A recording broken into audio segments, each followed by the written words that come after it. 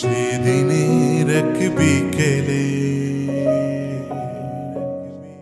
৯০-এর দশকে ব্যান্ড সঙ্গীত যখন তুমুল আলোচনায়, ঠিক তখনই ব্যতিক্রমী একটি কণ্ঠ নিয়ে হাজির হন শিল্পী হাসান আবিদুর রেজা জুয়েল।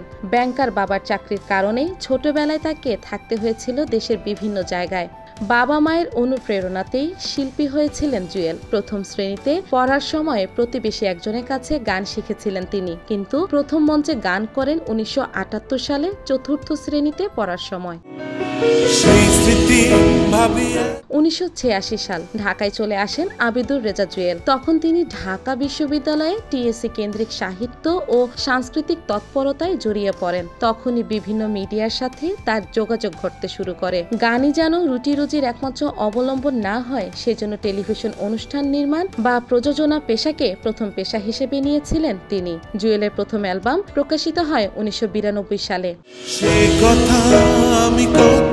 তারপর থেকে প্রায় নিয়মিত বের হতো তার গানের অ্যালবাম। সেসবের মধ্যে সবচেয়ে জনপ্রিয়তা পেয়েছিল এক বিকেলে। তার অনেক গান সুর করেছিলেন প্রয়াত ব্যান্ড তারকা আইয়ুব বাচ্চু।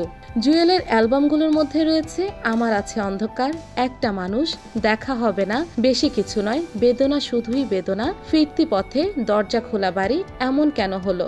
সর্বশেষ ২০১৭ সালে বাপ্পা মজুমদারের সুরে মুক্তি পায় জুয়েলের একক গান খুব সকালে।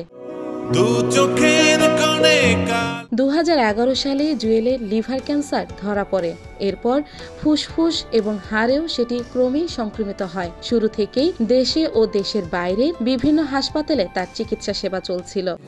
আর জানি না কেন ১৩ বছর ধরে ক্যান্সারের সঙ্গে লড়াই করেছেন জনপ্রিয় সঙ্গীত শিল্পী ও টেলিভিশন অনুষ্ঠান নির্মাতা হাসান আবিদুর রেজা জুয়েল। গত ২৩ জুলাই রাতে তার শারীরিক অবস্থার অবনতি ঘটলে লাইফ সাপোর্টে রাখা হয়। সেখান থেকেই শেষ নিঃশ্বাস ত্যাগ করেন এই সঙ্গীত শিল্পী। আর জানি না কেন এত কষ্ট পেয়েছো।